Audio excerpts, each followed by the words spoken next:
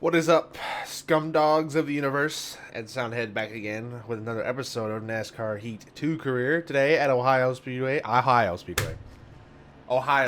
he says. This is actually Iowa Speedway for those of people who aren't stupid like I am. So, yeah. Basically, you got an Xfinity Series race here at Iowa Speedway. And we're already underway, so let's get to it. So, as we know, I feel like I've said this like the last 4 races in a row, but I'm at a track that I'm not very good at. So, this ought to be interesting. And having a decent start, I guess, getting to the inside of some of these guys early on. And you don't want to get too low into these corners, but I feel like I have to, or else they just murder me on the outside. And get a little bit stacked up on the outside there coming off the corner. That's going to equal a couple more positions for us. 4 wide, not good, but we actually clear them all and get to the inside of a net while we're at it. Got back to the gas, perfect timing there. Gonna clear a net, maybe not totally. He's gonna fight back on our outside. We'll try the inside of Almirola with Brendan Poole, who last time we were in an Xfinity Series race here beat us to the line for a win here when we finished second. Inside of Almirola again, and Poole sending it in low, a little lower than I'd like to be, and this is why, because it sends you way up high. We got Darrell Wallace Jr. on our inside now, 3 wide. Looking inside, Suarez, gonna get Tim. Oh, went up the track though, didn't slam the brakes too hard, kind of locked him up and went straight. Using up Suarez in the corner, and 15th. So a decent first stage. So pitted, got some fuel, lost a couple positions on that one, but not a big deal. It was fairly easy to get up to 15th, so we'll try that again. Just gotta pass some vehicles now. Get by Ben Kennedy here on the inside, and Iowa's always been a track that I've really liked. And I say, I don't want to misconstrue it when I say I'm not very good here as to me saying I don't like this track. I wish Iowa would be on the Cup schedule. I really do. I think that would be for an interesting race because it's almost like a short track and a speedway kind of like moved together. And I know that sounds weird. It's like because obviously it's kind of that regular cookie cutter design, but it's not just your average cookie cutter track. It's a little bit different, whereas it has different grooves, and I believe it has a little bit different banking down there at the bottom, and you can race side by side. And I think Iowa would make for a very good candidate. So we a little bit loose going in that corner, locked them up a little bit. Really, not loose, but tight, rather. And getting to the inside of Suarez once again, and Kane in front of us. We're going to send it in low. See if we can get onto that little transition down there, but come way up the track into Suarez, and it looks like we will come home 14th. So yeah, as I was saying earlier, I think Iowa would be a great candidate for a Cup date. Get some of these double dates out of here with the regular cookie cutters and just kind of spread them out. Obviously, we need more road courses maybe before anything else, but I don't know. I think the schedule's locked into like 2020, so even if we do these things, it's going to be a while before we get to change them. But up the field now into second, third, battling with Harvick. Made some fuel strategy and was able to get in front of some of those guys who still had to pit. We got Brennan Poole leading the race again, and we're going to be fighting here with Harvick for second. We do get to his inside, or outside rather, and he's just going to run into us on the inside and send us up the track, and I almost got into the wall. Thank you for that, Harvick. That's very gentlemanly of you. Brennan Poole still leading this race. Harvick's fighting back on my inside again. I got to get clear of him and try that low line to get past him here. Try it on the outside, and he hits me again. And I'm tell you what, I've had about enough of Kevin Harvick at this point. That is twice in 2 laps that he's run into me. So you know what? We're going to show Kevin Harvick that we're not playing down here in the Xfinity Series. He's going to go for a ride, and the caution will come out. So a little bit of payback there. Harvick's getting on my last nerve there, but it is what it is. Move on. He lost the whole... He didn't even lose the position. He's still third. So he must have saved the car. And it doesn't look too bent up, so he must have. Even though one of his wheels is clipping through his car, which that's a weird bug that's been happening a lot with this game. But it is what it is. Back literally in the same position we were before I wrecked Kevin Harvick. Just fighting on that outside. Harvick's actually going to clear me. He does have some rear end damage, so maybe he got hit by some other cars while he was in the process of spinning, but it must not be affecting him too badly, although we dumped to his inside with Brennan Poole just in front of us still. And we're going to clear Harvick all the way to the wall. And now we've got to hunt down Brennan Poole here, and we take a look at his inside, but we're not quite going to get there and get on that transition and get into the back of Brennan Poole a little bit there.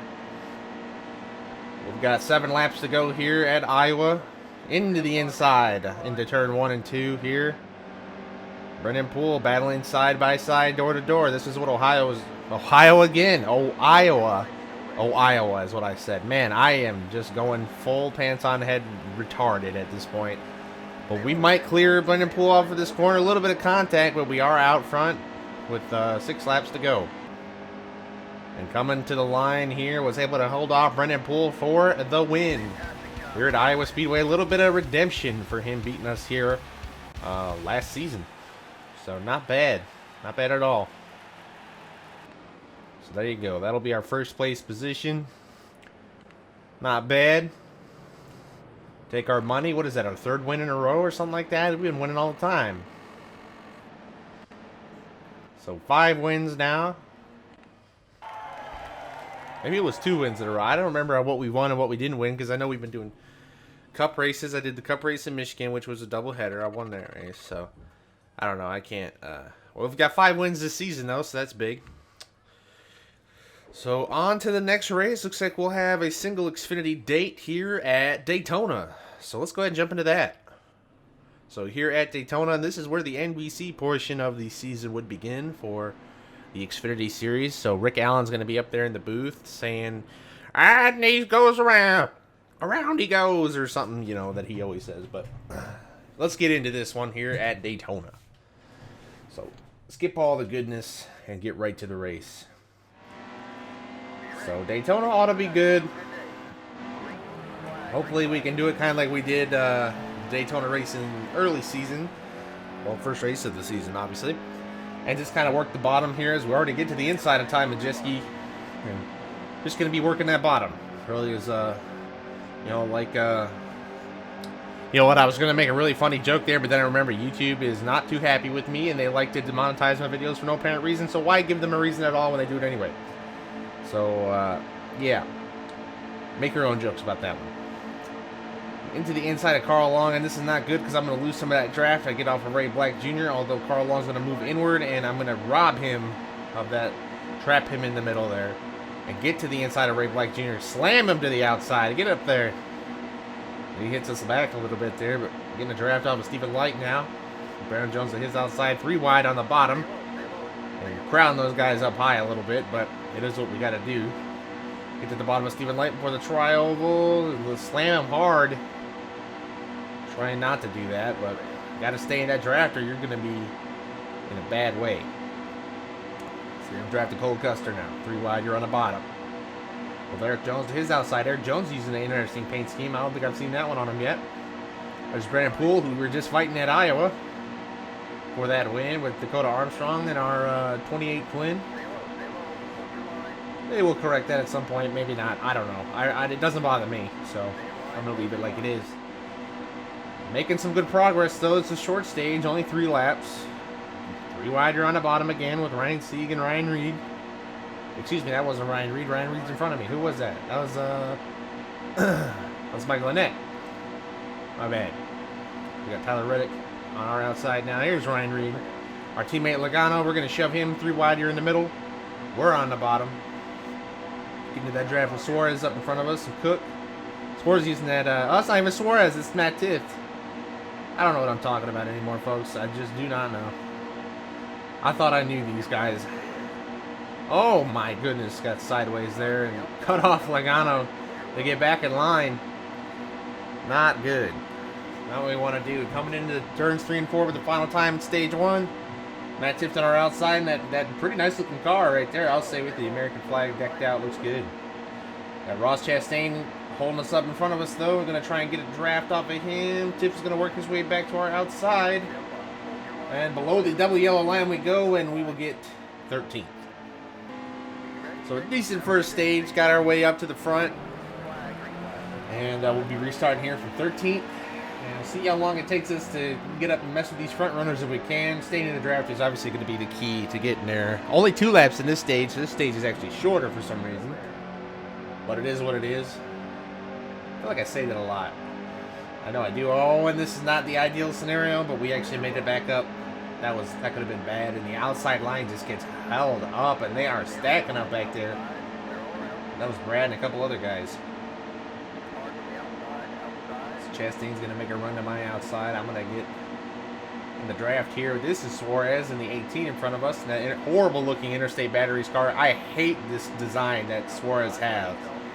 That car has looked so terrible, and obviously it's the same paint scheme that, oh geez, and I slam into him. It's the same paint scheme that Kyle Busch uses in the Cup Series for the Interstate car, and that has always looked just so bad to me. They need to just go back to the classic Interstate look, because it just was so much better. This is just terrible. So there you go, Interstate. I know you're listening to my my commentary here. If you're listening out there, change your friggin' paint scheme, please. Thank you. So up here with Sadler, Brennan Gaughan, already on the last lap of the stage, coming to the backstretch rather. This is why it's too late at night to be doing these commentaries, I'll tell you what. But get to the inside of Brennan Gaughan for third. We got Sadler in front of us. William Byron's leading the race. And I might do what we can just to kind of stay here in third, because if we pass Sadler, then we're going to have to restart on the outside, and that's not necessarily the ideal scenario. So I'll just let Sadler get his spot here. We'll come home, bump him a little bit, but we'll come home third in the second stage. So, again, not a bad stage. All right, and ready for the final stage of this race here. Going to have about, 6 laps left in the race, possibly 7. 6 laps. So 6 laps to go. William Byron takes the lead off the restart. We start on the inside. And getting a fairly decent run, a decent push from behind. An arrow push, it must be. Well, actually, arrow push is something totally different, but a nice air draft, I'll call it. And we are going to get sort of clear to Sadler here off of turn 2, and we will have to fight here with William Byron. And on to the last lap now. Been tandem drafting with William Byron for these last couple of laps to get a huge gap on the field.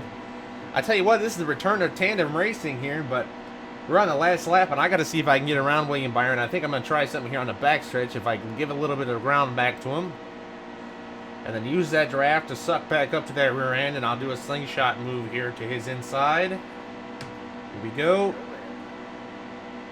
So inside of William Byron with half a lap to go. Take that lead here. Coming out. Turns 3 and 4. We clear him. And off of turn 4. Looks like he ain't going to be able to fight back. And that will mean we will take, for the first time, a win on the restrictor plate. Not bad at all.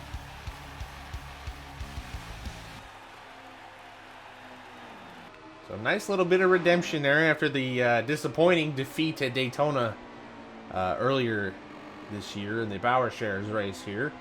But the Firecracker 250, we are the winner at Daytona. Very nice. Move on. Extend our points lead even more. Got a 5-point lead, but we have 34 playoff points and 6 wins on the season. Not bad. Take home the trophy, and we'll head back to the race shop here with a job well done. So good stuff once again. And that is another incentive contract completed. Another race in the books. Ben Kennedy says we have 20 lifetime wins.